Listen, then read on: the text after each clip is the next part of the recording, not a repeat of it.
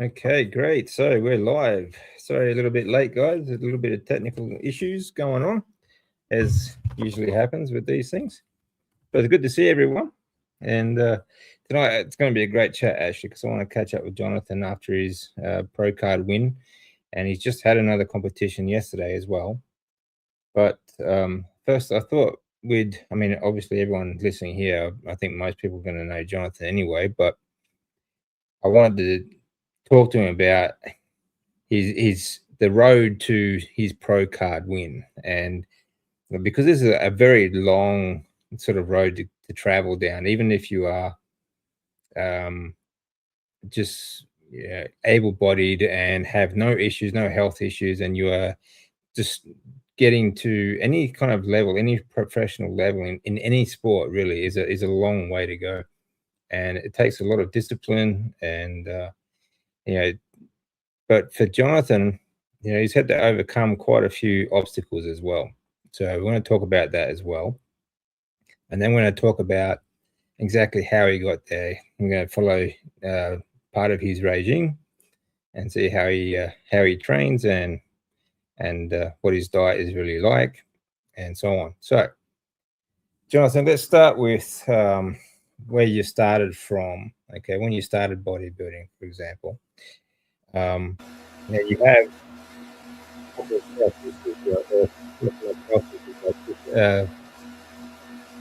I don't really want to say disabilities, but you have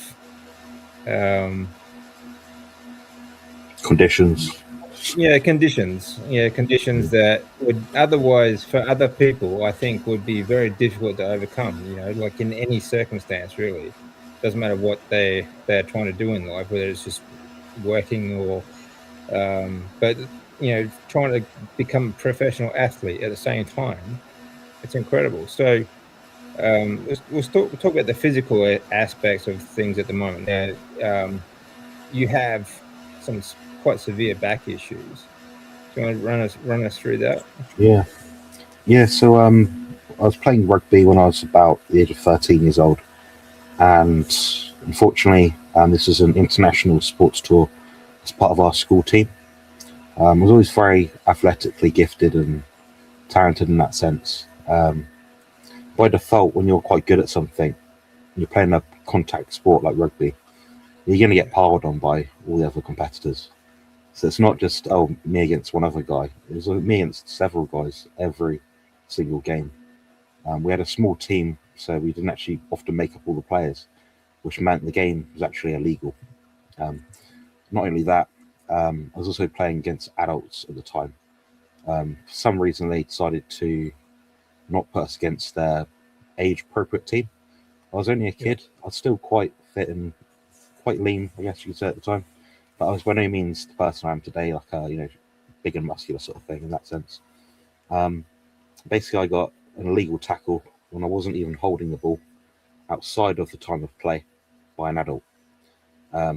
I still remember what they looked like to this day, and I'm sure they don't even realise the impact they had at the time. So what happened? Like, what was the reason for this then? Like, you didn't even have the ball; it was outside of play. What was the reason for this guy even tackling you? I think they wanted to injure me. So I was a good player. I was a lot faster, bigger, stronger than my teammates for the most part. So when you're on the pitch, it's a bit like American football. You might have a 5 against 3. You might have a defensive end and an offensive end. I was always getting piled on by 2 or 3 people at once, and I think it was deliberate.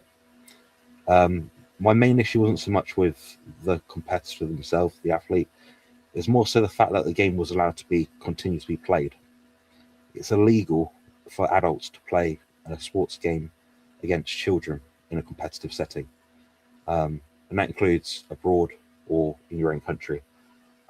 It's under the RFU Rugby Football Union rules, essentially. So essentially, who allowed it to be played was my head of year at the time, Mr. James Dean. I know him still. He's culpable for many series of misconduct against me. He was a jealous man. I had a better body than him as a kid than he did as a 40-year-old man. He is also the PE teacher. He allowed the game to be played. No parental signature to say we could play against adults. There's no parental or guardian sort of provision or explanation. The injury happened. I was offered, I believe it's ibuprofen at the time. I didn't take painkillers. We didn't know that when I was a kid. We weren't brought up to take painkillers. It just wasn't in our family setting. Yeah. So I didn't take it because I didn't know what it was. Anyway, I came back and I was hunched forward for quite a series of weeks. And I went to the GP, Dr. Barge from Barton-on-Sea Health Centre, it was called at the time, so where I used to live in that area. He got me to sit on the edge of his bed. His his couch, his medical table. Yeah. I started to pull my top up, so I did. Leant forward a bit, and he put his finger along my spine and said, "Oh, you're fine. Don't worry about it. Just have a bit of paracetamol. You'll be fine." And off I went. And for years and years and years, I was going back and forth to the GP. In the end, I was prescribed opiates, which damaged my guts, which led me to having a series of gastroenteritis events. So serious gut disturbance, sore, agonizing pain. That caused me to have a herniation of my belly button, which you can see in some of my bodybuilding photos if you look carefully. Yeah. That's painful at times. It does feel uncomfortable. The main damage that's been dealt is in my lower back and the spine. So to be detailed, the condition that I was diagnosed with upon x-ray. Now bear in mind the x-ray was given to me when I was about 27 years old. A lifetime at the time for me away from the point that I had the injury itself. And I was diagnosed with L5-S1 spondylolisthesis with bilateral narrowing of the foramen or the area around the joint. So if you think you've got the brackets at the end of each of your spine, the bottom ones for me were the pedicles were snapped off, which means I had an unstable spine. Which means I was in a predicament where someone could have tethered my spine sort of thing. Any point if I was badly tackled in American football in the future, if I did a bad deadlift or squat. I didn't know this. So all this damage I was doing over the years, and it was accumulating more and more pressure for my spine, and I didn't realize. Anyway, so I had the spinal fusion surgery at the L5-S1 level. So that included a laminectomy, discectomy, and a spinal fusion. So now I've got basically 2 rods and 4 bolts in my lower back. You can see in some of my photos online, if you look carefully at my lower back, I've got like little scars. There's 2 scars. They couldn't do a single scar because I have too much muscle mass, so they couldn't go through the middle. They had to cut through the muscles. Now I've got adhesions on my back, which are always sore, always painful. And some people, as a result of various different injuries that they have, can live with a condition called CRPS, which stands for Complex Regional Pain Syndrome. It is the most painful condition in medical literature, beyond amputation. I'm sorry, ladies, beyond pregnancy and childbirth. And it is a severe condition where it's not just a case of taking a pill, cutting out carbs, adding a supplement, having an injection, having another surgery. You basically live with it. And I'm now at the point where I've had it for probably, the surgery was 2024, I believe, December the 12th. So 2.5 years, something like that. Maybe 3 years nearly, I don't know. And usually what the pain's been there since you were 13 though, right? Yeah. Sorry. That's right, yeah. And usually in the studies, about 60% of people can achieve remission as long as the intervention as a result of CRPS is within a certain time frame. Yeah. Mine is well out of that time frame now. So I have virtually no chance of getting better from my current state. However, the positive news, so this chat will get better, guys. I want to sort of make sure that's clear. So don't think you're watching this and it's going to be a nasty, horrible story throughout. Basically, what happened from there was obviously the diagnosis, and there's very little you can do. So I've been fortunate enough to learned from people like DC. Breathwork has been an enormous biohack, like sincerely. So I owe DC a Well, that's great good. deal of gratitude for that, amongst other things which I'll get to throughout this interview as well. So things like breathwork, sauna, pool walking, taking pressure off my spine, reducing the gravity from my spine, having to I have to carry a pillow pretty much everywhere I go to sit down. You should often see me, like if you're at the Great British Meetup and you watch that, you came to see that, you'll see me lying on the floor, just lying on a pillow basically, because being upright for a period of time is painful. I can do it, and sometimes you will see me be upright for a long time, but I'm still suffering. It doesn't get better in that sense. So I am on medical cannabis, which I'm legally prescribed. I also use a medication called pregabalin, which is a nerve blocker. And I've been able to successfully do some of my own reading into different interventions, red light therapy, all the stuff that DC here teaches as well, and use various different supplements to help alleviate some of the problems I have. So I don't have to use a massive dose of pregabalin, and I also use significantly less medication than most people with my conditions. So conditions I do live with are CRPS, failed back surgery syndrome, and chronic fatigue, and also live with autism, which is, depends on how you look at it, both a good and a bad thing. I think if it wasn't for autism, I wouldn't be here now, to be honest. You could get into that probably as well. But yeah, so where I'm at now, I'm using things like liposomal phenylethylamide, which is a plant-derived compound, but it's got potent anti-inflammatory benefits. It's not gut irritating, it's an overall net positive supplement. Glutathione, various different peptides, trying to think what else, acetyl L-carnitine, a high dose of vitamin B1, which helps with nerve regeneration. There's probably a whole other stack, and I do have an ebook which I've written, which talks about pain and stuff as well. But yeah, so that's how I got the condition itself, and what I live with day to day. And it's a real bear socially, emotionally, and my friends, family, loved ones. I know Joe might be listening to this. People that know me in a physical sense, and not just online, it can really be deleterious to our relationships. The act of going out for a family meal is hard work. I have to sit on a cushion, take medication, be blowing out my mind with like how I feel, then just pray that the meal ends quickly so I can go home and lie down. So that's how I live my life now. Well, I mean that is a challenge, I think, for anyone actually, dealing when you're in a lot of pain, like constant pain, dealing with other people, and that can be a real challenge. Like honestly, that can be a huge challenge. But on top of that, you also have autism. So I can imagine that, like, the emotional roller coaster you go through when you're trying to manage this pain and deal with people around you would be incredibly difficult at times. Yeah, there's a level of understanding which people do give me. My mum didn't realise I was diagnosed with CRPS for some reason, even though I wrote it in a little pamphlet for her. She didn't understand at the time, so she thought I was, you're just being a lazy young man. That's why you're lying in bed all day, Joe, for example, my girlfriend, lives up in Nottingham. She's been a godsend. Honestly, she's so patient with me, and dealing with obviously autism. The great trifecta, I call it, is the chronic fatigue, the autism, and the pain.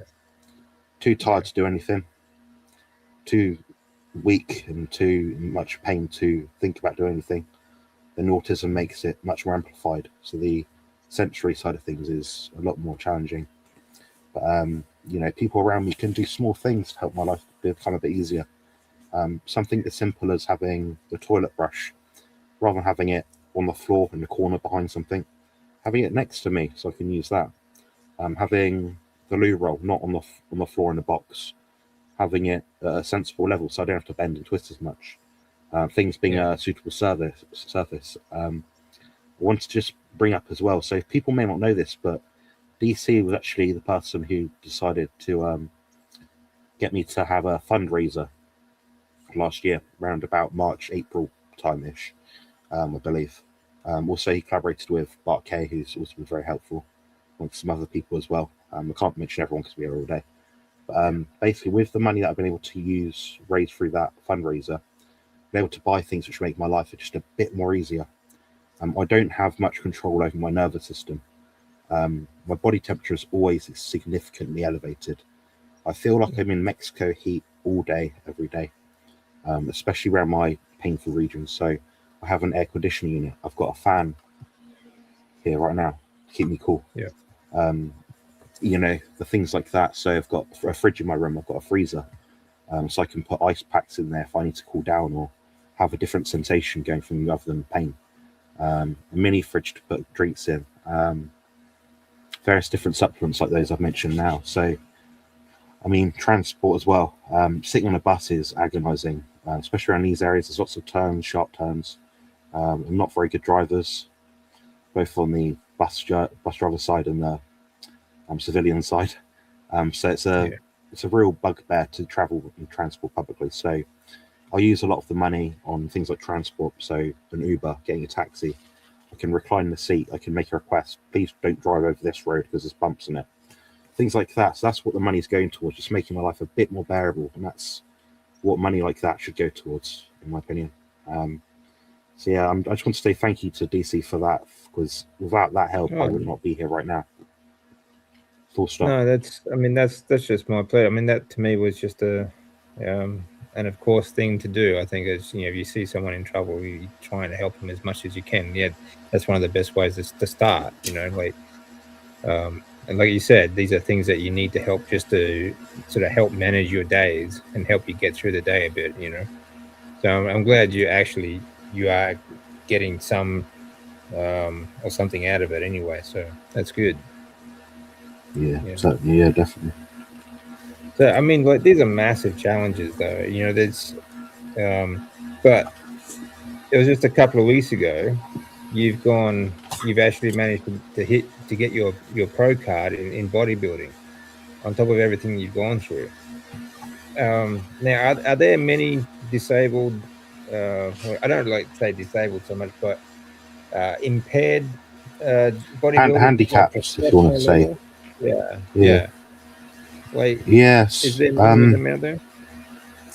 There's very few, namely because I can't speak for the others, but I'd imagine they might feel a bit of shame, maybe embarrassment. They don't want to be seen being a bit maybe withered. Maybe they've got one arm, maybe they've got one leg, maybe they can't develop a certain muscle because they've got a muscle tear or something which can't be repaired, something like that. There's very few out there.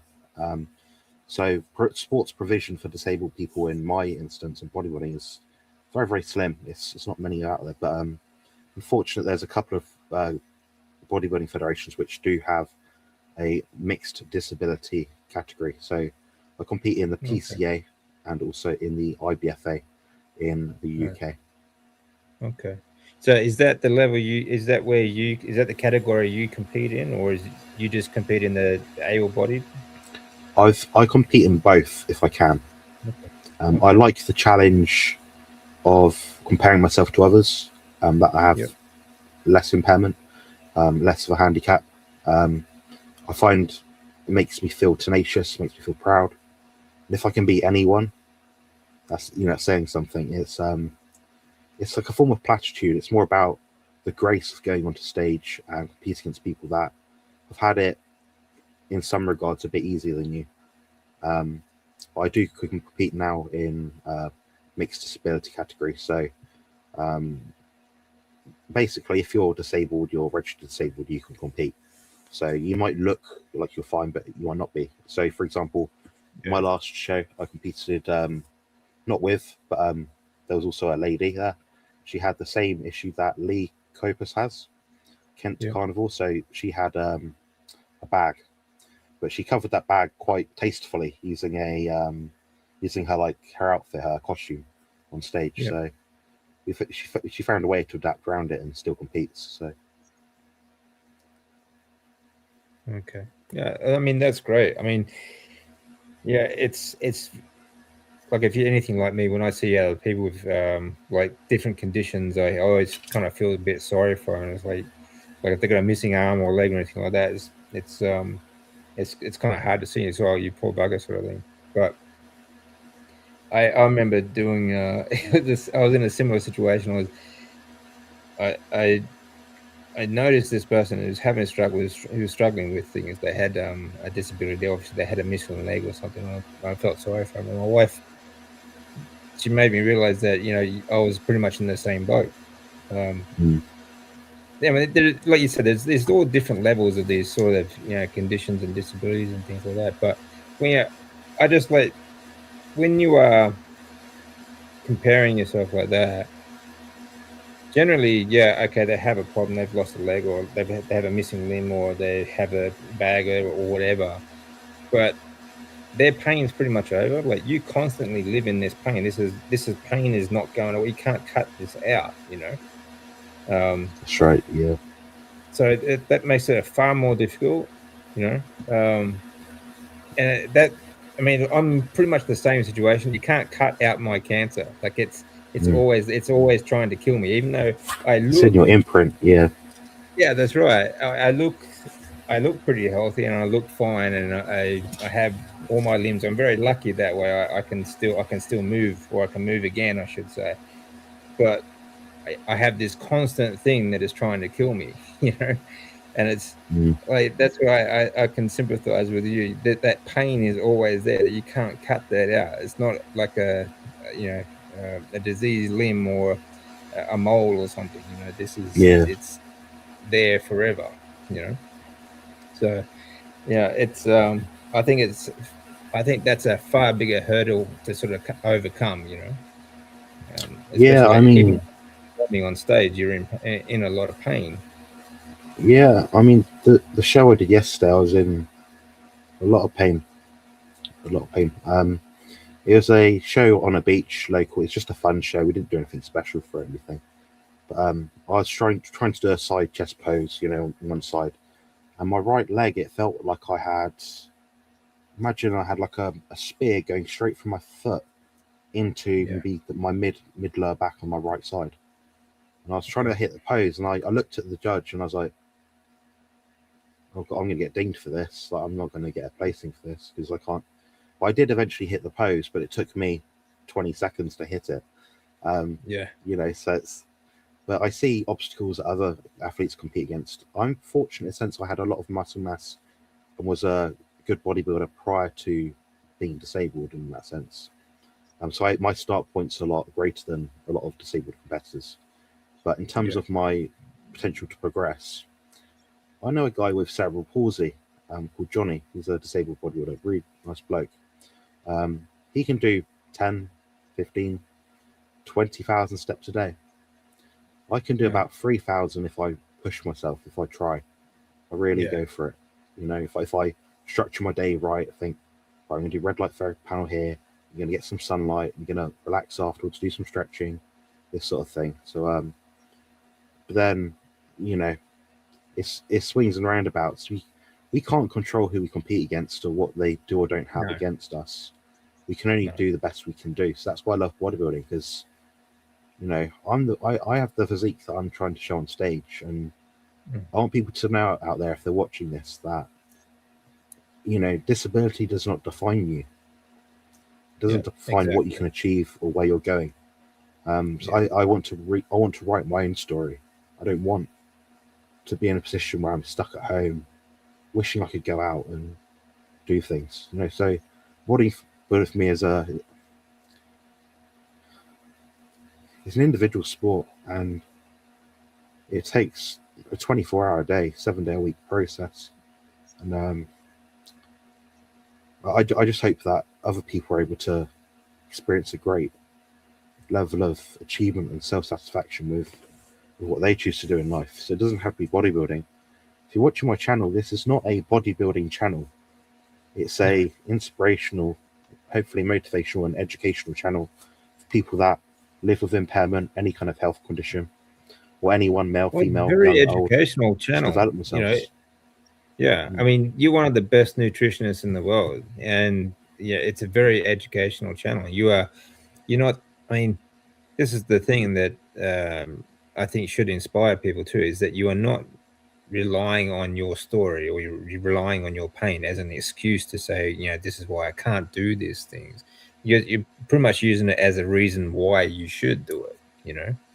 And I agree. Flip the table. Yeah. Yeah, I totally agree. Like, if you are diagnosed, like with me with the cancer, if you are diagnosed with cancer, I don't use that as an excuse to give up. Just use it as a reason to do something big. Like, even if you don't survive it, do something big before you go. Like, at least try. Yeah. And that's I think a lot of people can get out of your channel. I think it's amazing. But to get to a professional level in that sport, or any sport, I mean, yeah, bodybuilding is like, it's an individual thing. It's great. You do have to kind of rely. You pretty much, when you go into competition in bodybuilding, you're relying on the judges. Basically, it's just really their opinion of whether you're better than the next guy, sort of thing. But as you said, all you can do is your best. There's everything else, just sort of, there's nothing you do about it. But that's just an incredible story. It really is. So now that now that we've come from your background, you've reached the professional bodybuilding level. How do you train? What is your schedule like to actually get you there? My schedule is based around principles people like yourself and Professor Bart Kay have always said, minimal effective dose. You don't need to do more, you just need to do enough. People think that that's the lazy idea, like you're just about skimming it. No, for me, enough is when I've had enough, when my body has had enough. So for me, I define that as training in a way which is safe, conservative, but also intense, and has an area of progression and a way of measuring what I do. My typical training schedule over a week is 3 sessions, usually maybe Monday, Wednesday, Friday, or Saturday. And I like that kind of schedule, that frequency. I don't like training back-to-back days. I find that when I go to the gym, I want to have that slight, I don't know, that slight edge. Now, if I'm training every day, I'm not going to maximize it. In your head, you think, you're just checking a box. I want to be revved up and amped, ready to go when I train. I want to be thinking about it the night before, dreaming about it. I want to be thinking, using imagery in my head, thinking, all right, my back is a weak body part, or my, I don't know, hamstrings, or whatever it happens to be. I'm thinking about the exercise in my head, so I'm constantly learning that movement all day, every day, anticipating it for the next workout. So what I might do in a session is, currently I'm doing basically a legs or a lower body, a back and arm workout. I'm doing a chest, shoulder, and tricep workout. So it's a bit like push-pull legs kind of thing. So working each muscle group about once a week. I simply can't recover from two sessions per body part per week, so I don't do it. I don't prescribe to the schedules that people say online, like the optimal amount of muscle growth is by training twice per week using this split. Well, if you can't do it and you can't recover from it, that split is meaningless. So it's not so much about the programming, it's more about making sure you can achieve it repeatably, safely, and also try your hardest in each workout. So if my muscles are still sore, I'm not going to be able to try as hard because they're not fully recuperated. So I make sure that when I'm recovered, I'm properly recovered. The way you do that is making sure that you're eating enough protein, fats, you're doing the right amount. I try to get the right amount of sleep each day, blocking blue light, doing all the things that we should be doing to sort of maximize recovery. Because in my opinion, recovery is the bottleneck. I can get a gun and put it to DC's head right now and say, do 50 push-ups or whatever. He's going to find a way to do it. but I can't go home with him, sit next to him all day, tuck him into bed, close his eyes, make him go to sleep, get him to eat every meal at a certain sort of time of day when just make sure he gets enough food in. I can't force recovery, you know. Yeah. So recovery is always a bottleneck. It's a thing which people get wrong. So I emphasize that a lot of my sort of programming. So although a good program is important, it's the execution of it, and your ability and capacity and understanding of how to recover from it. Because if you don't recover, you don't super compensate from that. In regards to the specifics of my training, I typically will be doing something like 6 to maybe 10 sets per workout. So I'm never doing more than 30 sets a week, ever. I track my workouts using a tracker which involves tracking the weight used, the load used, and also the time under tension. So people say, oh, you're just moving it slowly and just trying to get a pump and a burn. I'm moving it as slow as I need to make sure I've got full control of movement. So my muscles are doing all the work and not my joints. Not only that, but it means I can accurately track what I'm doing in the gym, because 1 second will always be 1 second. A 10-second lift will always be a 10-second lift. Now, if I said to DC, do 10 reps, that could be 10 seconds or it could be 5 minutes, depending on how he executes those reps. So I've found a better way to help other people to track what I'm doing.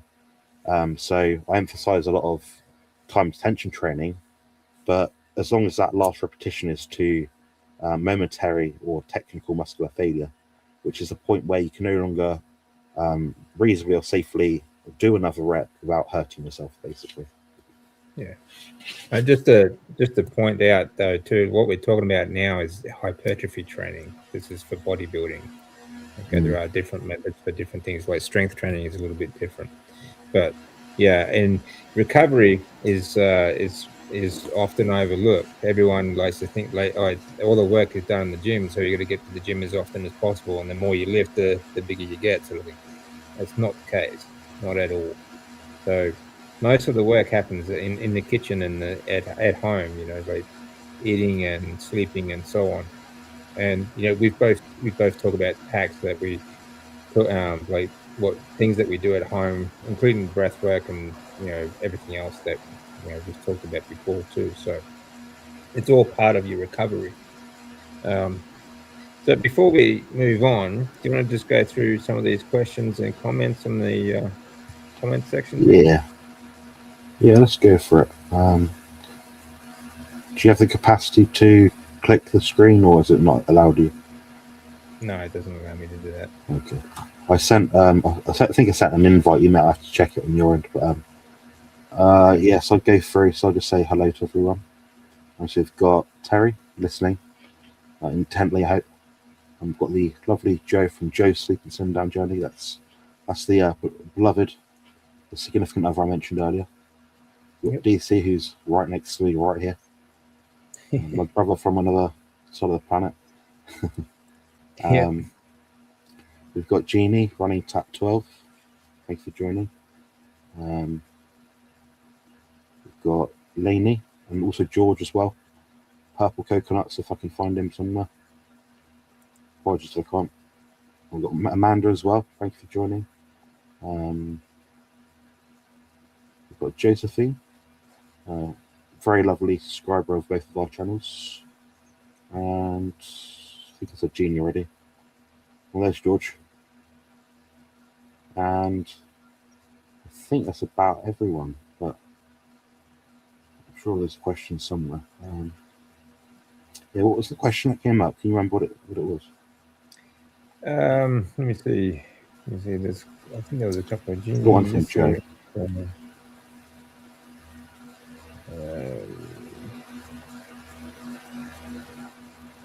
Nightbot, thanks for posting that link for Jonathan Consults. Where are we at? A friend out there has a mobile shop. We can get a coffee.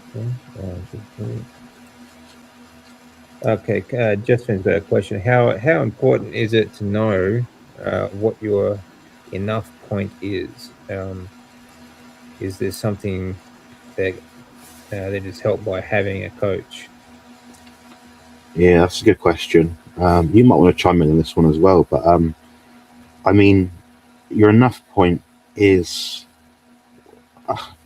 systemically, meaning across your whole body. If you're fatigued, you're tired, your feet feel tired, you go into bed and you just feel achy, sore, you're not sleeping well, your appetite's all over the place, that means you're probably overtraining. People say there's no such thing as overtraining, but I'd suggest otherwise. Put yourself in my shoes for a day and tell me.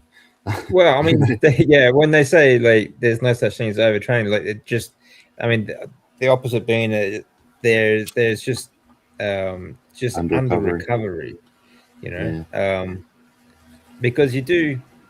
I mean, as you get fitter and stronger and so on, you do physically adapt to more training. But as long as you can recover, then you can increase that. It's like progressive overload of, with anything.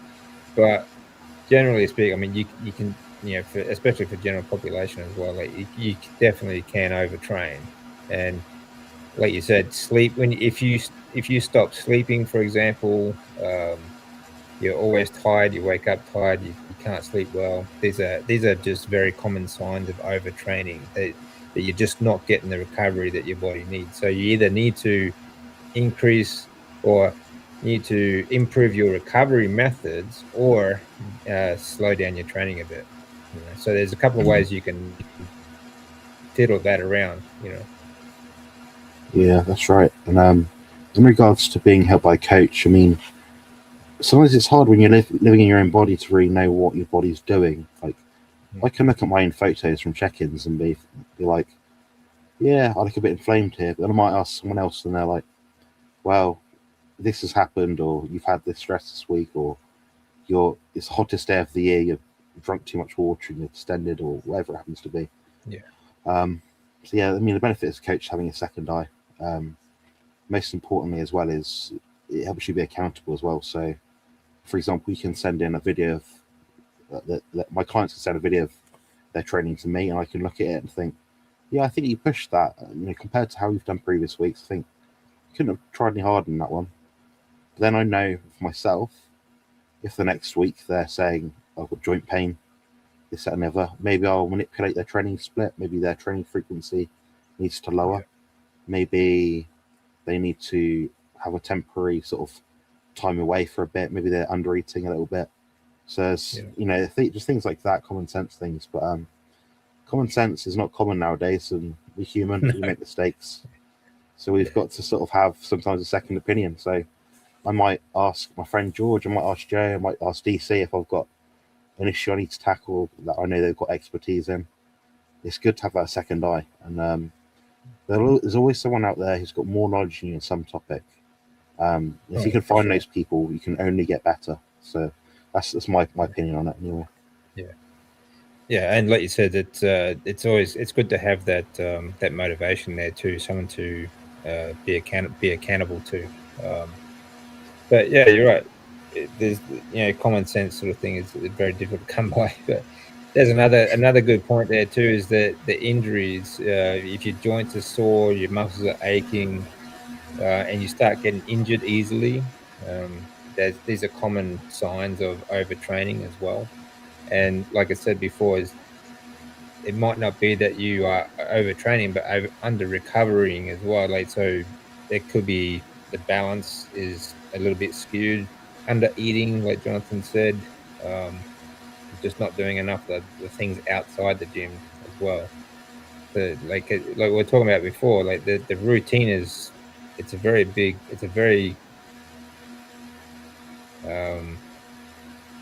like a lot more work happens outside the gym than does inside anyway. So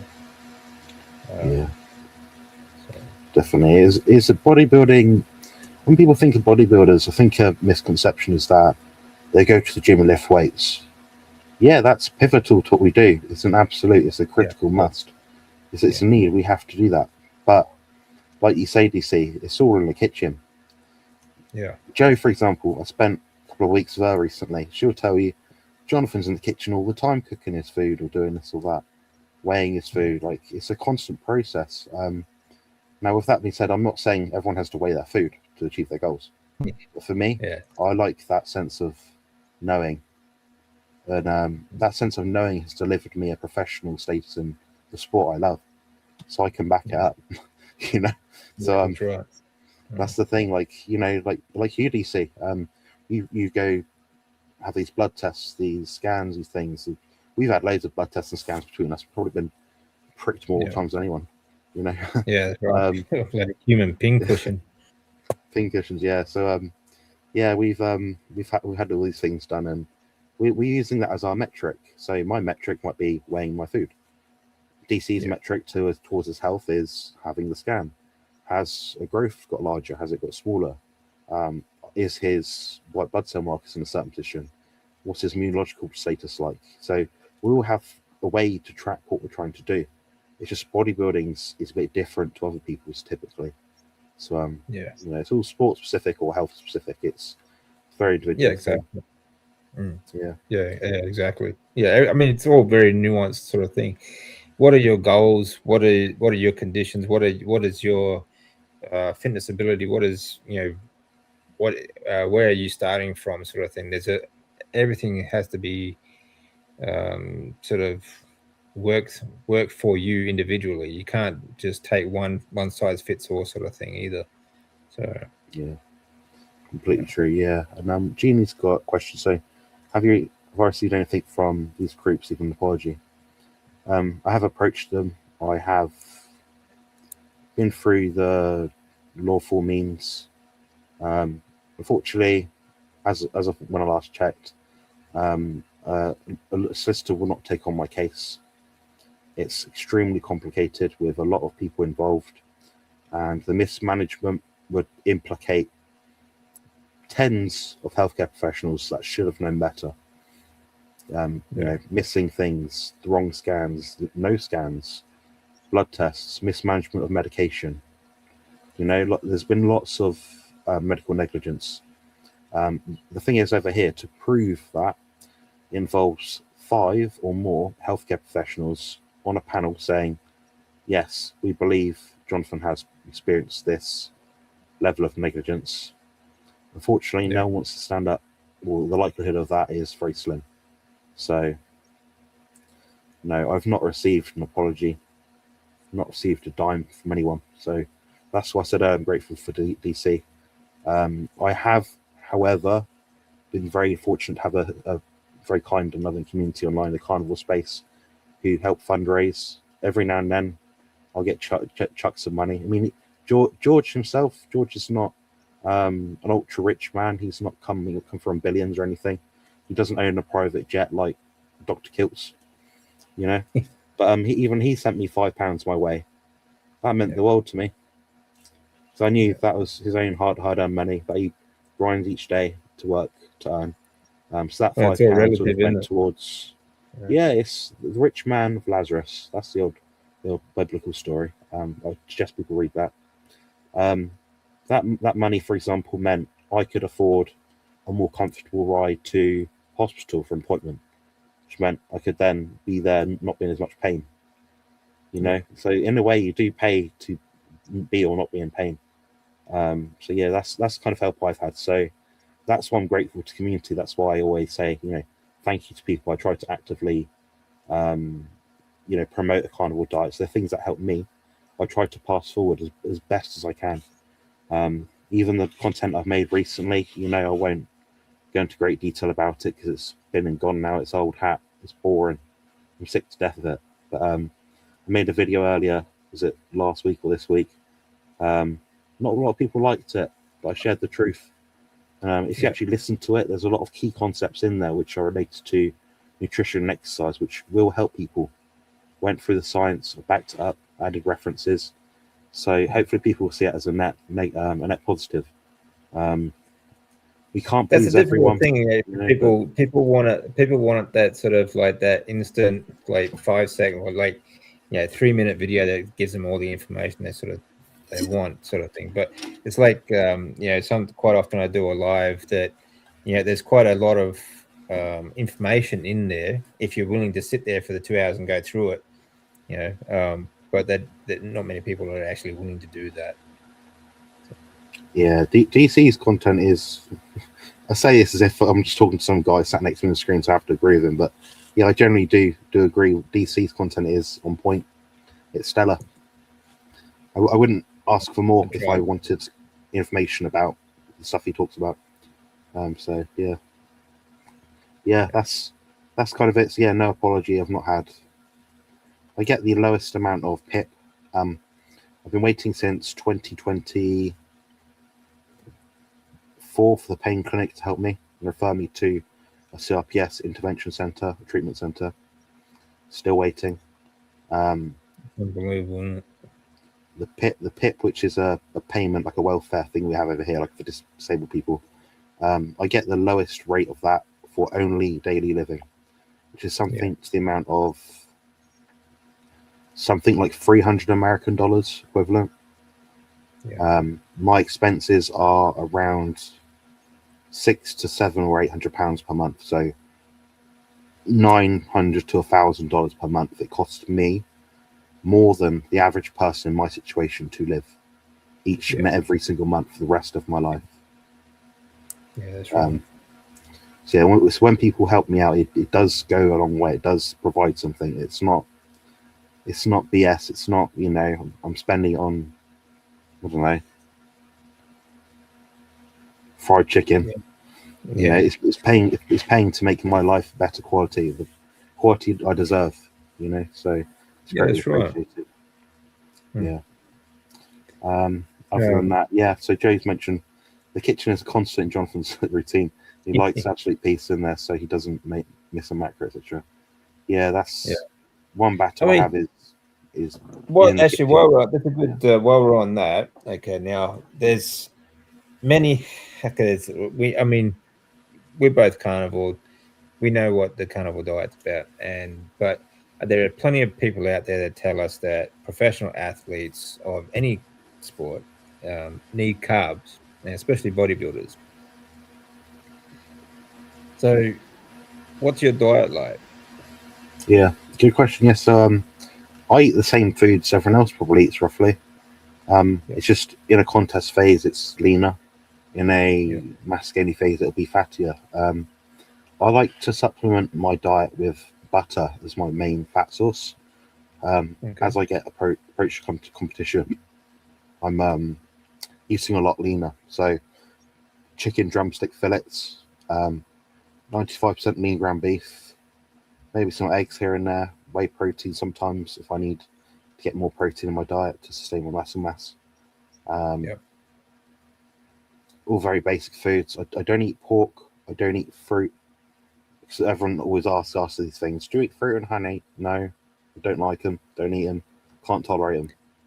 So, what are any carb source? Carb sources be from dairy, so I keep it under 30 grams a day because that seems to keep my inflammatory levels at a fair level. That's through Greek yogurt, maybe stuff like that. Eggs, like a gram of carbs a day sometimes. So nothing magical about my diet. There's no unicorn dust. It's all normal foods that everyone else can access and buy at their local shop. Yeah, so. But it's a strict carnivore diet.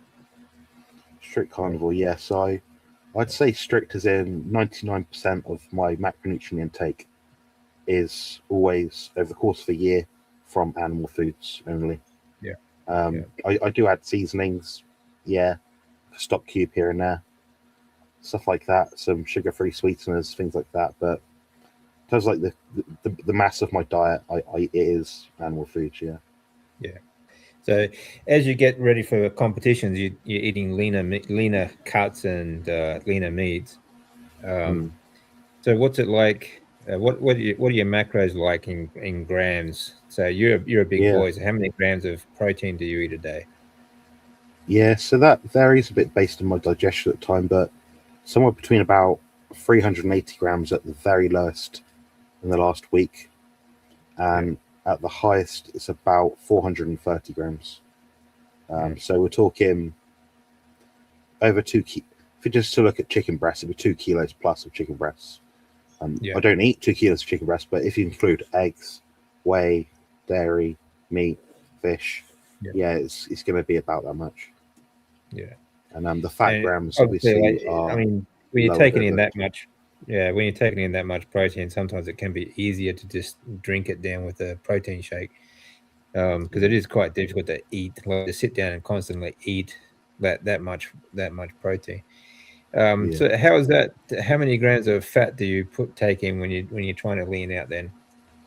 So I use sort of a staggered approach with my coach. So we go from, if I start say 250 grams roughly, something like that in the off season, it will scale down.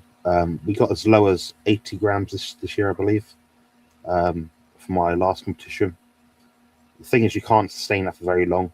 You get a bit lightheaded. You can't train at that level. So it's just to get the last bit of fat off. It's not a. I've been on very low fat. You know, it's not a sustainable intervention. So, you know, there's obviously refeed days we use as well. So a refeed day, we simply add in maybe 50 to 80, maybe 100 grams of fat.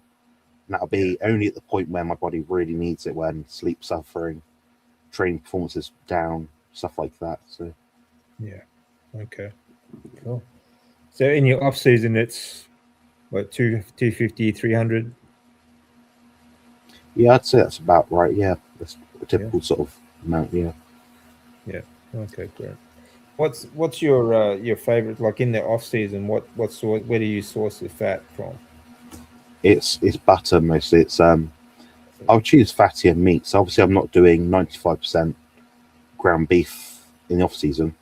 It might be 90%, but I'll make up any difference with additional butter. I do the same with my clients if they tolerate it and like it, because it works easier. You know, in a pan sort of thing, things can run off. You can render.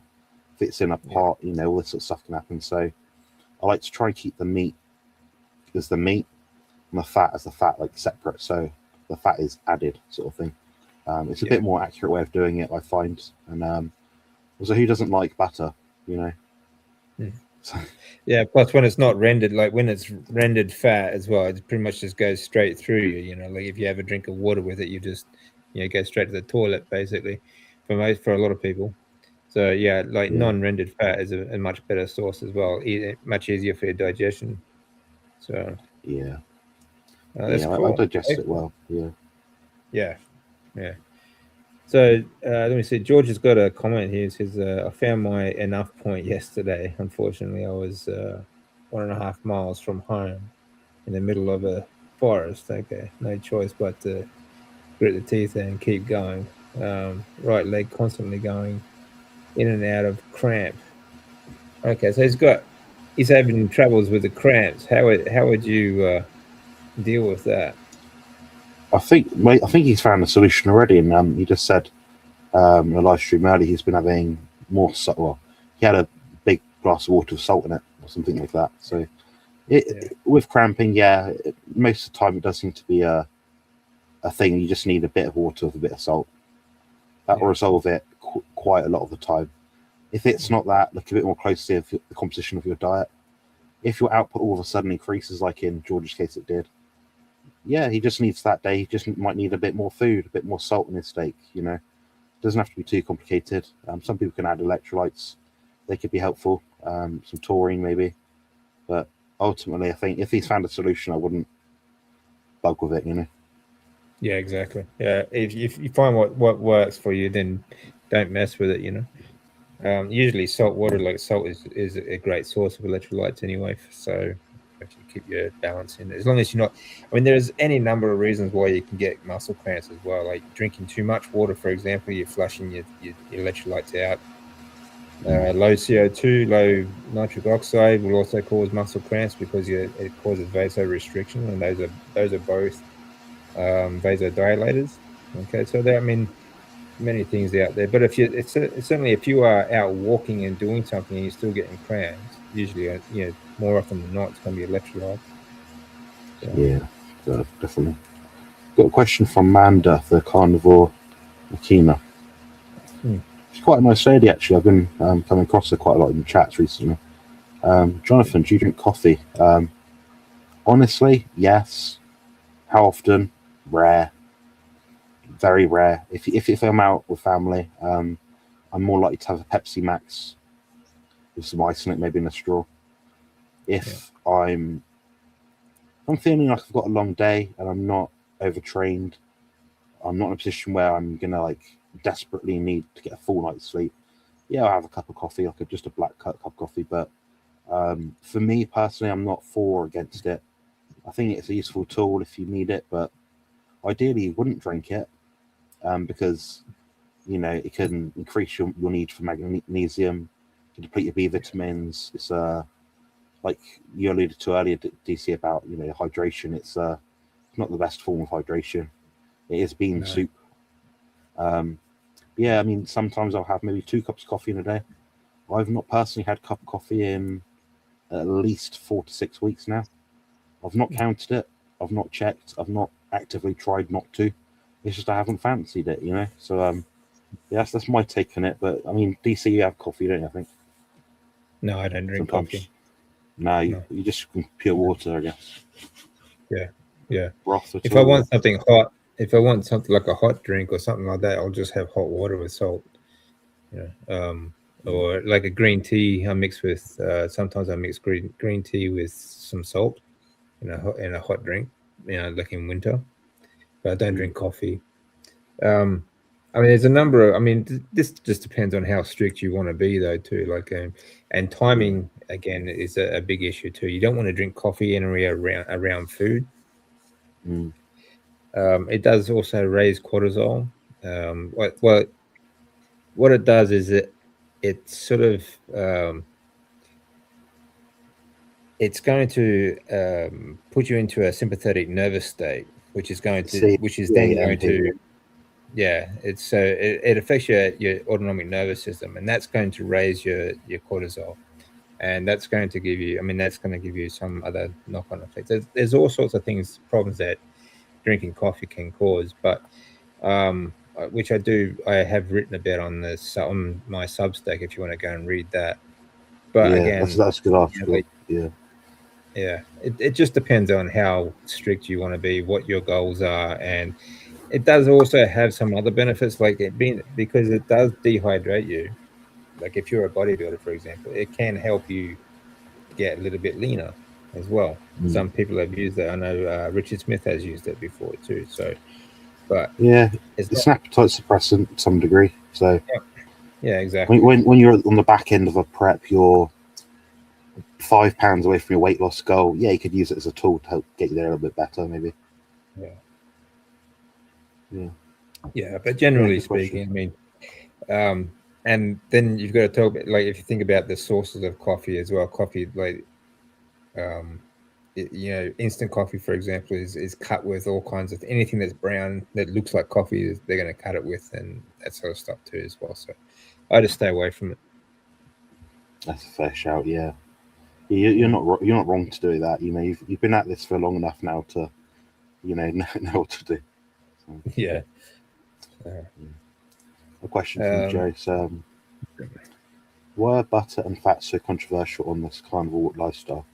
Or might people use too much added dietary fats? Or what happens if we don't get enough? Do you want to tackle this one first? Yeah, sure. Let me just read that. Why are we better controversial?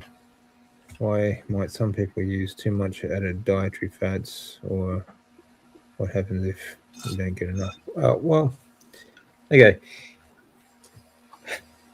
This is all very much a nuanced sort of thing too. Like, everyone's going to have to work this kind of stuff out for themselves. Like, no one's going to say, okay, like, this is the right amount of fat for you, sort of thing. And becoming fat adapted as well can take time. It can take a year to do this. In that time too, you're going to have issues like gallbladder issues. If you have too much fat, you're going to get a lot of diarrhea, and you're going to flush out electrolytes and all sorts of things. But at the end of the day, if you are fat adapted and so on, fat is a great source of energy. And in fact, you're going to, when it comes down to the biochemistry of it, when you are fat adapted, you get a lot more ATP, adenosine triphosphate, which is basically the energy currency of your mitochondria. You get about 3 to 4 times more than you do from carbohydrates. You get 3 to 4 times more ATP from fat than you do from carbohydrates. Now, when you do that, when you are making ATP, you are also making CO2. You are also making EZ water and a few other things as well. But for me, I mean, CO2 it gives you much better. I mean, it is the signaling molecule that actually picks up oxygen on hemoglobin and actually delivers it to the cells. Right? It actually connects it and detaches it into the cells. Now, of course, there's a lot of other things that come with that, but at the end of the day, fat gives you more of all of these processes in your body that are going to give you better performance, more energy, and a lot of other benefits anyway. So again, this comes down to your goals. Like if you're, like Jonathan was saying before, trying to get leaner, you sort of cut back on the fat. All right. If you're a bodybuilder and you're trying to lean out, you might want to cut back a bit. But having said that, you can only do that temporarily. You can't do that constantly. Okay. The body needs that energy. So you're just going to have to work out for yourself what keeps you off the toilet, what keeps you feeling good, feeling energetic and strong. And when you get too far, it's very easy to tell you're going to be spending more time in the toilet. So the way you eat it can also be a problem. Like we were talking about before, if it's rendered fat, it's already broken down. It just goes straight through you. So like adding the fat later after a cooked meal, like butter, for example, that gives your body the time to break it down and to digest it more. So yeah, I mean, depends on what you're really going after, but that's my take on it anyway. Yeah, I don't think anything you said is incorrect. I mean, like I said, we've been at this for a while now, like this whole carnivore thing. What we've kind of found, guys, is most people 2 meals a day, about protein and fat about the same grammage. The exception is when you're physically active, when maybe you train more, maybe you're sedentary. That's when you then change things. It's just the way we describe, Professor Mark K describes the protein and fat lever. You've got your protein amount, which is to sustain your hunger levels, which is satiety, vitamins, minerals, amino acids. That's what that provides. Recovery for your body, skin, hair, nails. We don't have much hair, no hair, but we're still recovering. It's just that's us. Right. So we've still got to develop in some ways our own tissues. The protein amount tends to stay stable. The fat is what is used as the lever to get body composition outcomes. We had a discussion with Barbara from Grandma's Crochet's Corner, and she said, I start the carnivore diet and I just ate, like basic carnivore animal food meat, the meat with the fat as it comes. She started to lose weight. She's getting healthier and leaner, fitter, whatever it happens to be. And she said, I started to follow the influencers and increase the fat, wanted to do more healing or all this stuff, Guys, it's a buzzword they use in the carnivore space. You need it for healing. Heal what? Exactly. Name a tissue in the body which is healed by fat, other than the obvious, which is the turnover of sebum, oils within your skin, hormonal production, from cholesterol. Outside of that, what healing is there? Yes, DHA is used in the repair in the lining of the endothelial cell layer in your guts. But outside of that, what extra healing is it? They use this like buzzword, like it's a all-encompassing term. Like if you eat more fat, you're healing. If you eat more fat in the terms of you're not starving, then your cortisol levels will be more appropriate to you. You won't be as stressed out. but you're not Yeah. going to exponentially elevate your level of relaxation and calmness and de-stressing by having 1,000 grams of fat versus 200 grams of fat. They seem to think it's the more fat you eat, your ketones go up. Yeah, you're creating a buffer or a space where your body has an excess of a substrate going through it, and therefore you're looking at this arbitrary number and saying that's what's responsible for your health. It's not the case. Watch out for these buzzword guys. So someone talks about fat and healing, unless they can provide what I've just outlined as what healing is, then forget about it. Saying that it's a lever, Yeah, exactly. It's very much a lever, and like you were saying before, like what are you healing from? Like there are circumstances where you will have more fat than in terms of grams, and if you are calorie counting, which is just ridiculous anyway. But in terms of like if in some cancers, for example, you will lower the protein intake because that will lower the chances of things like gluconeogenesis, where you can actually grow tumors and so on, and increase the fat.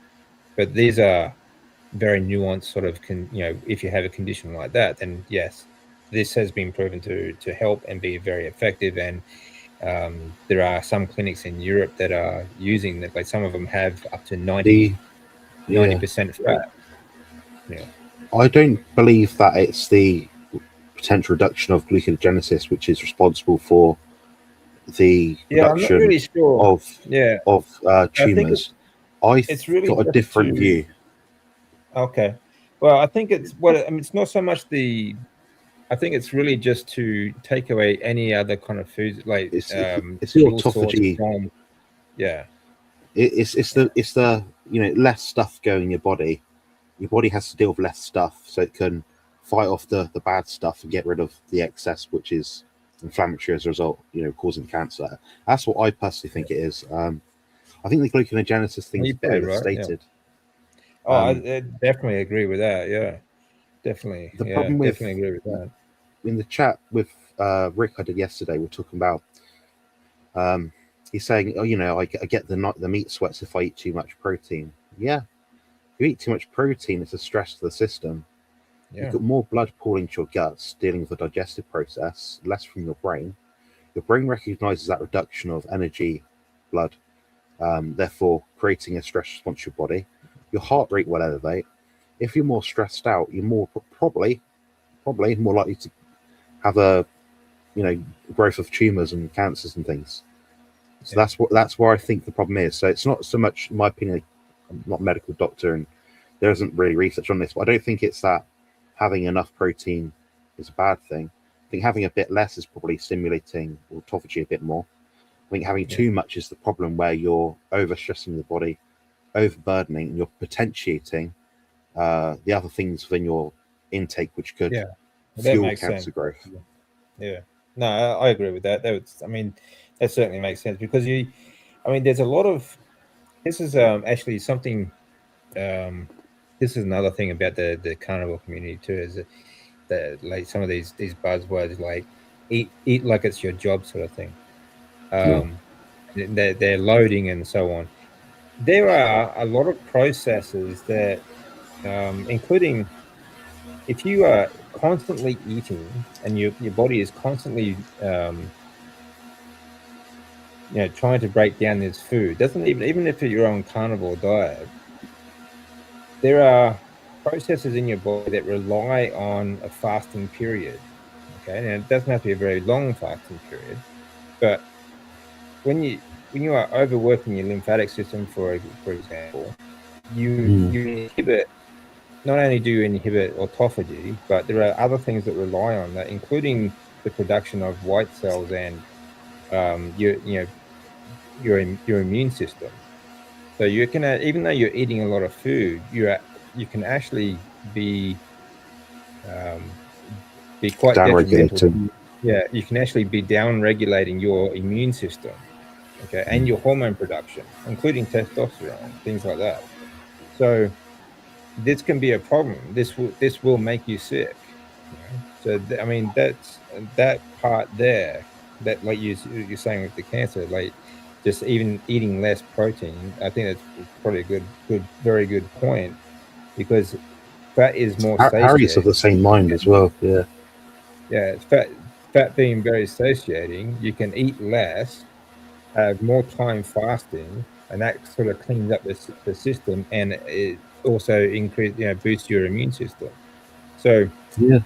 these are this is what it sort of drives me nuts when usually we've got to load before we do a fast sort of thing. Like, why not just eat like on a regular basis until you feel like not eating Mass anything? balance model, 7 Yeah, days a week. Are you yeah, anabolic? Are you catabolic? If you're anabolic from priming, eating 20 million grams of fat and protein a day, well, I'm going to do a 2-day fast now. Well, if your net balance of nitrogen, net balance of IGF-1, net balance of all these cascades of hormones, anabolic, catabolic, NPK, mTOR, or upregulated, downregulated, which angle is that curve going in? You know, yeah, because you could be doing you could do a 6-day a week fast. 1 day a week you could eat 10 days worth of food. You've got yeah, backwards if your goal is autophagy. yeah, exactly.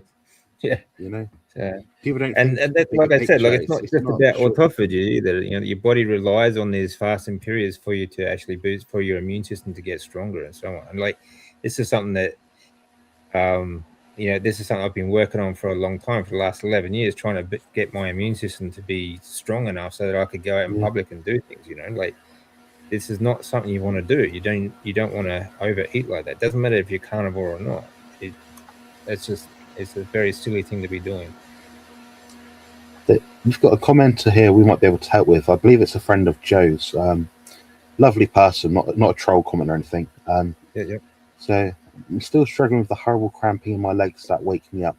Magnesium spray helps. I have to watch my sodium because of high blood pressure.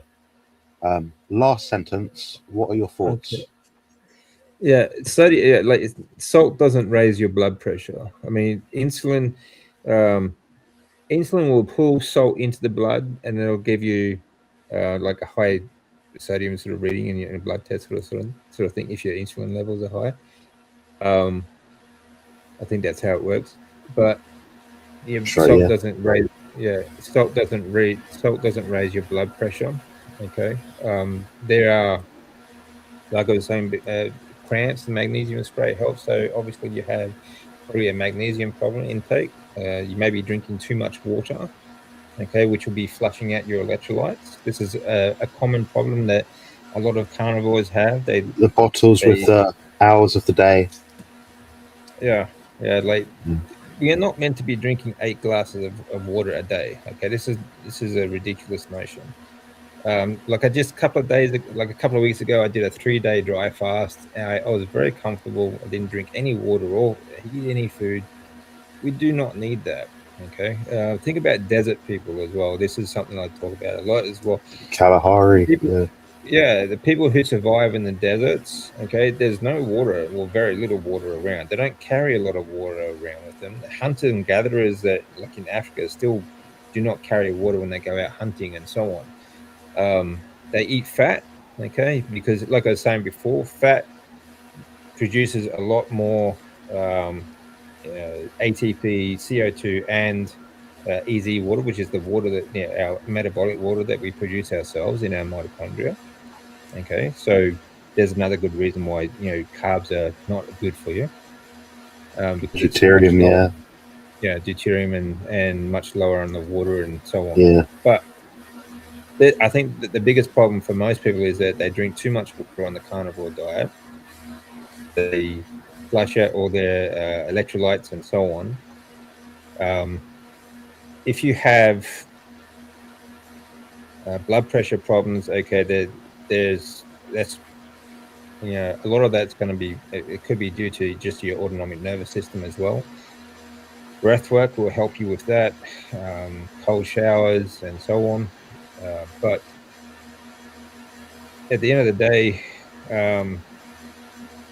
I would probably cut back my water. and increase. Maybe you could even try increasing your fat intake, and One more. there are breathing's another thing too. CO2 is often a cause, or low CO2 levels is often a cause of cramps as well. Anything you'd add to that? The biggest one you mentioned was obviously the elevated blood glucose levels. High carbohydrate diet is going to cause more blood pressure problems. Give me, as a long-term carnivore, 1,000 grams of carbs. My blood pressure will rise. With those 1,000 grams of carbs, what usually comes with carbs? I'm eating a bowl of mashed potatoes with pasta and whatever, sweets, crisps, potato chips, salt.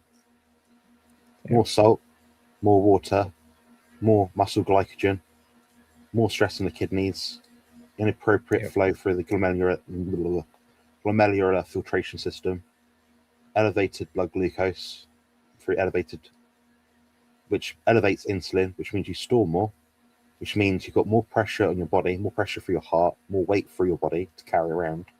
But the biggest implicator outside of that would be potassium levels. Yeah. So, i.e., potassium levels will be lower in a deplete diet. So, a diet of a lot of processed food, not much potassium in it. So, if Mia could eat more I don't know her diet. I'm not just speculating, but unprocessed food. So, whole meat is going to be your best bet. Yeah. That's going to contain as well taurine, which is an osmolyte. It's I guess you could say an amino acid you find within meat, which will help regulate your fluid balance in your body. All that being said, if you're on medication, be wary. These things can interact. Don't just say, "Oh, Jonathan said take 20 grams of potassium a day." I didn't say that. I said eat more unprocessed foods. Supplement with taurine. Try finding out what dose might be right for you. They're the two things I'll be at. The breath work and stuff is also additive as well. So all the things you mentioned, DC, are bang on. Yeah, obviously, like we're just speculating here. We're not saying exactly like do this, because we don't really know your health conditions or situation, Mia. So this is just pure speculation. But I do have a video called the 8 habits that saved my life. You go through those 8 habits. This is going to help you with everything, especially blood pressure problems and things like that. Help you to control your autonomic nervous system and so on. And of course, like Jonathan said, like cut out the ultra processed food, the biggest problem of blood pressure. But the cramps, again, you like potassium. I think it's just your body's not holding on to your electrolytes, but that's like I said, just too much water. And but again, we're just speculating. So. Yeah, by some things she's had a big weight loss journey. She's not carnivore, but actively looking to eat more meat, which is good. Yeah. Try and get your carbs down a bit lower if you can. If you're having, again, speculation, if you're having to try and interpret what we're saying and back it into your own pigeonhole situation. If you're having 3 meals a day and every meal has carbs, take carbs out the first meal maybe. You'll get an instant, weight drop from that. That will lower the stress in your heart, your body, your kidneys. Kidney disease is huge. Yes. Absolutely huge. Yeah. So. Yeah, absolutely. And there's so many different causes of for it as well. I think like if you're still eating carbs, for example, I think like the easiest way to transition for most people is to eat the meat first. If you find that it doesn't matter what meal you have, if you eat the meat first and you become satiated, then you're obviously you're going to have less room or less, less inclined to eat the carbohydrates and the other stuff around it. So pile up the meat and eat that first and see how you go. Yeah, and Mia, if you're looking for another little tip, like we got a million tips between us, DC and I've been working together for a long time. I mean, cook up a few boiled eggs, pickled eggs, Yeah. chuck them in the fridge. Yeah. Make some egg mayo, but try not to use seed oils. Use butter and protein and fat. Reduce your carbohydrate intake. If it's not a whole food, don't eat it. Don't put it down your gullet. Have a big plate of meat in the top part of your fridge, somewhere you can see it and think, so after you've had your meal, I'm a bit hungry now, I fancy dessert. Don't think go for the dessert. Think there's a bit more meat there. I'll eat a few more bites. Eventually those bites of meat will stop tasting nice. That's when you know you've eaten enough. You've given your body that bliss point. So chase your body's natural, internal, innate hunger signals, not the brain signals, not the sensory. All that was nice. You shouldn't be thinking food was nice. You should enjoy it, but you should be eating it until you no longer have that interest in it. So when that bowl of chicken breast or salmon fillet or whatever you like, tuna, looks a bit like, I don't want to eat it, put it down. You've had enough. That's your brain saying, stop there. Yeah, that's a good point. Like you have those sort of snack sized bites, like boil some eggs in the fridge, have them handy, sort of thing. It's very easy. I think that's one of the biggest triggers for most people is that this is what I keep telling people. It's convenience and comfort that's killing us. Okay, because it's really easy and convenient and comfortable to just go and grab that that packet or something, the packet of chips or the chocolate or because it's just easy to eat. I just unwrap it and I can eat, sort of thing. But if you got things like eggs or even like little small cuts of meat, like small cubes of meat, sort of thing, just sitting in the fridge, it's easy to just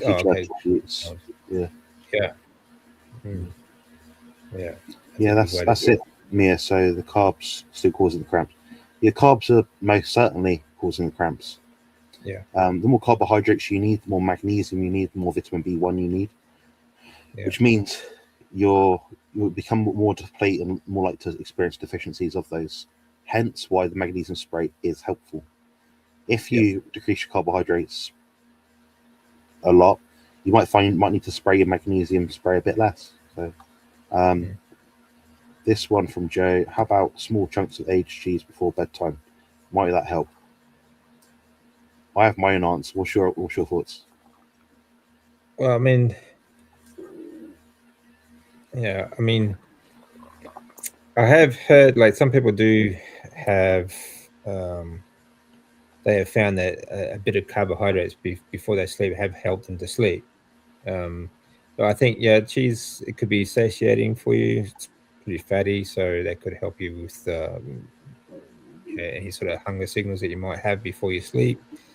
Some people use butter as well, because that's very satiating as well. Take a spoonful of butter or something before you sleep.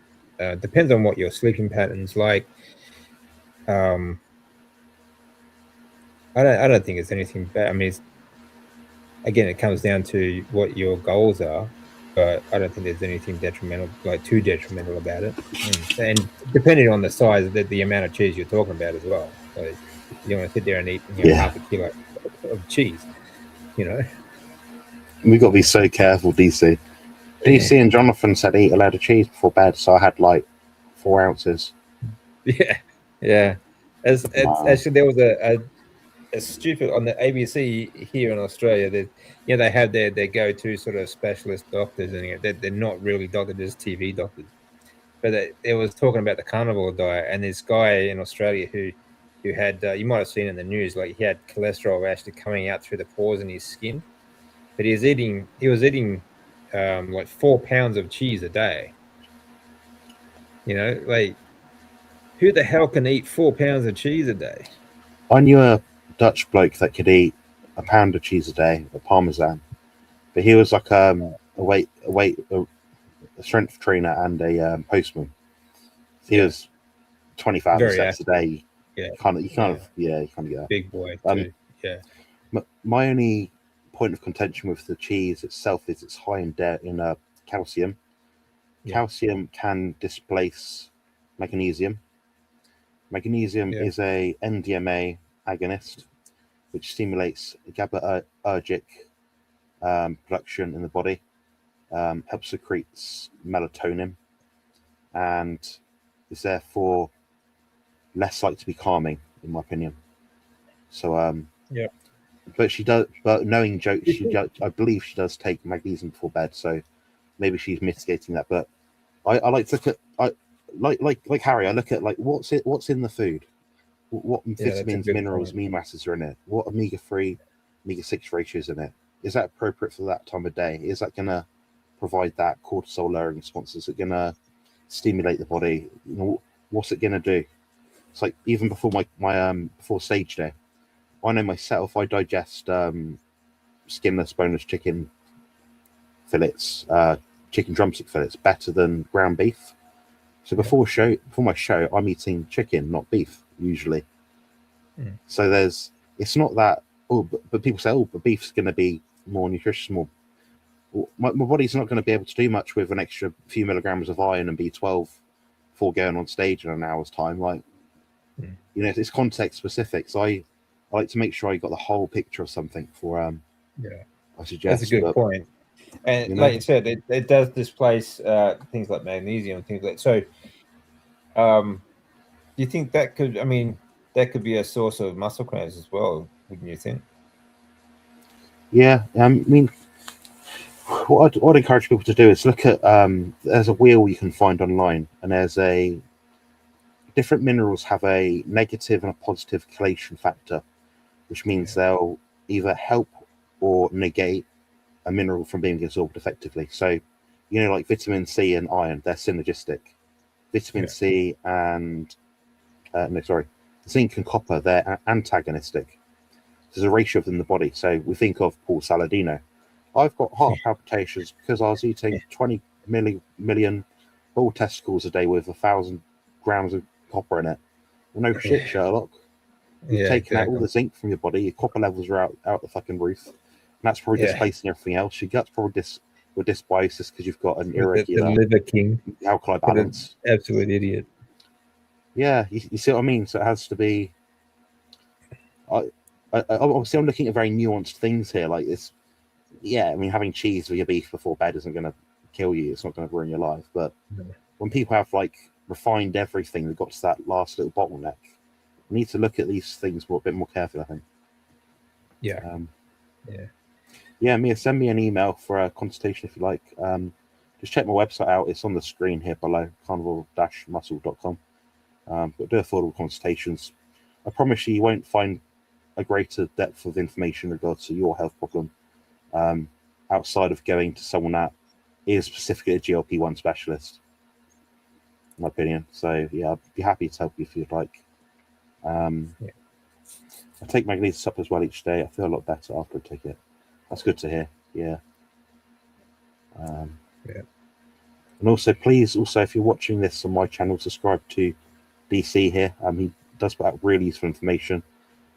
Honestly, anyone that actually sits down and watches his content, you know, he has like free articles online, things you can actually read and look at yourself if you don't want to listen to something. They're so useful. You think, but it's only a small YouTube channel. It's like, it doesn't matter. All the best ones are. Harry's got like 4,000 subscribers. Rick's got like 4,000 subscribers. I'm a bit of a bigger channel, but at the start I invested so much time into making my channel bigger. DC, for some reason, he's fallen for the cracks. So, you know, we support him and make sure his information that is very good gets out, because the last thing I'd want, you know, a year down the line is this to be squandered, this opportunity. So make sure you subscribe to DC. I appreciate that. Yeah.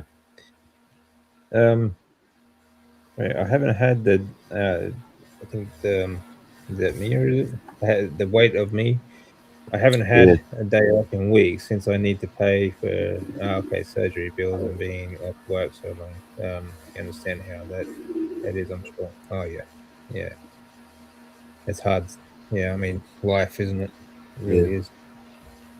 This is Donna Ray, lovely lady from the US. She's an athlete as well. Oh, okay. Yeah, she does a lot of hula hooping at the moment. She's forgive me if I'm wrong, I think she's a lady in her 60s or 70s. She's got a YouTube channel. She's doing a lot of collabs and just showing people what she does. Like, it's quite inspirational, actually. So cool. Nice lady. Okay, check it out. Yeah. Wait, we've got subscription, brother. Oh, Should we thank you, bugger off man. now? Appreciate I that. think we've done about enough today. Put the world to right. I've bitched and moaned Yeah, I about being think in pain all we've day. done So yeah, I think it's pretty good. Okay, so I think we've pretty much gone through everything. So just one last question for Jonathan. sure, yeah. All right, so you've hit the pro card. You've got your pro card now. What's the next big thing for you? I guess just continue to bring the pain. Yep. So the next show for me will be in October the 18th. That'll be the PCA Mixed Disability British Finals. After that, 1 week later, the 25th, I believe, will be the IBFA British Finals Mixed Disability. So next year, I've actually qualified for the first professional mixed disability competition ever. So hopefully cool. I can compete in that and win that. I believe it will be in the later part of the year. But as a professional, I imagine that the prizes will be a bit better. Hopefully, Yeah. might win like a tub of protein or something. yeah, you'd hope so. Yeah. Once I won a They're tub never of really cream big, of are they? rice, and I was like, "What am we going to do with that?" Yeah. Nowadays, they give you carbs rather than protein. Yeah, thank you, Joe. I appreciate that comment. Yeah, I mean, I've actually there's some funny stuff, like in Japan, like Ninja Warrior is very popular in America and Australia and the UK. They have very big Very loves prize that. money. Like in America, it's like $1 million prize money, and here it's like $500,000 or something. In Japan, they get like a 6-pack of bottled water.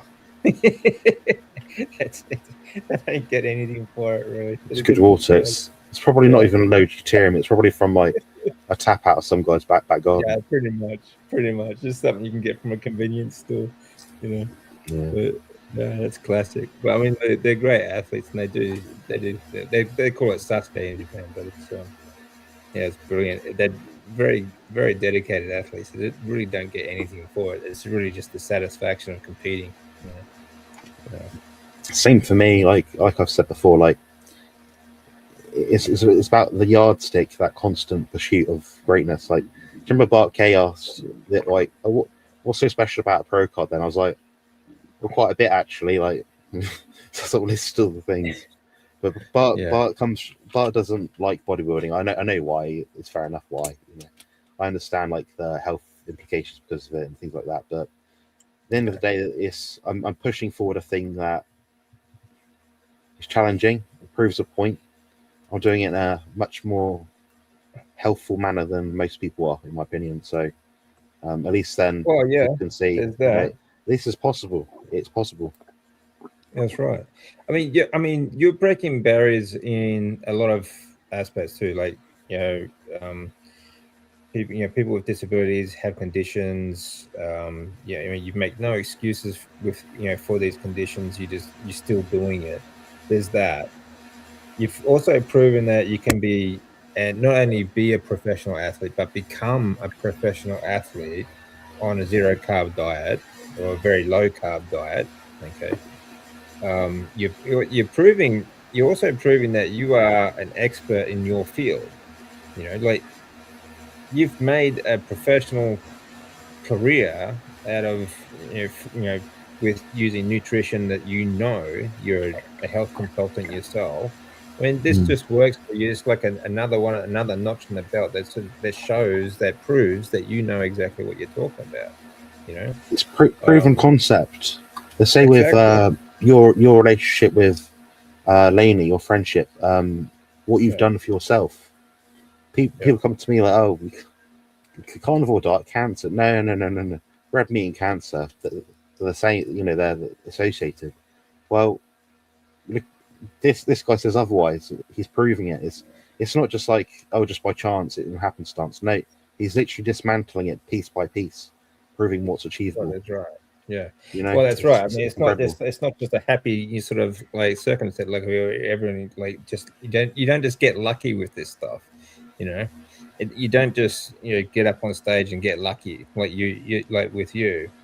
There's a lot of work involved, a lot of stuff in the background that we do that shows people. Yeah. That shows the process. The harder we work, I say this, the harder we work, the luckier we get. Exactly. It's like magic, isn't it? Yeah, that's right. Yeah, you create your own luck, doesn't it? Yeah. So yeah, that's exactly the point. we are all. This is another discussion for next time. Maybe magic. Yeah.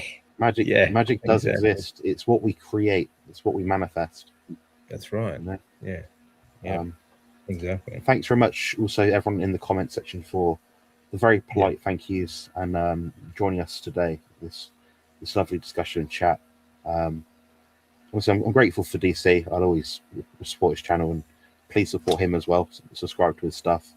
Thank you, There's brother. not many good Appreciate people that. out there in our space that, you know, like you're a bit more, I don't know, well, a bit less nutty version of Rick, but you're still crackers. You still got a duck. Yeah. Is it Louis? So yeah, a little less crackers, but yeah, only a little bit. yeah. Excellent. No, Rick's great there. Yeah. Oh, it's been a great chat, man. I really actually I look forward to the next one. Maybe we could talk about gaining. Talk about you, because we was talking about bodybuilding and stuff. Let's talk about you and your sort of journey. Well, I don't do interviews. I haven't done interviews, but I'd like to interview as my first as of recent. Oh, that's cool. All about your health hacks, your journeys, what you look at, what things mean a lot to you, what things push your health forward, and give people a bit of a taste of your info. Okay. Yeah, we can do that. Yeah, that'd be Nice cool. One. All right, everyone. Cheers, everyone. Right, end it there. Cheers, guys. I live with a condition called CRPS, which is the most painful condition known to man, and also suffer with autism and chronic fatigue syndrome. I've been having a hard time recently. I'm reaching out for help. If anyone is able to support me, it'd be much appreciated. And it is for a Give, Send, Go link, which I'll link below this video. Thanks very much and enjoy the rest of this clip.